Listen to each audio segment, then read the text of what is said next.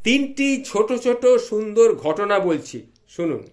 1 নম্বর ঘটনাটি হলো, একদিন সব গ্রামবাসী মিলে সিদ্ধান্ত নিল তারা বৃষ্টির জন্য আল্লাহর কাছে কিংবা ভগবানের কাছে দোয়া করবে। তখন সবাই সমবেত হলো, কেবল একটি ছেলে ছাতা সহ এলো। এটাই হচ্ছে বিশ্বাস।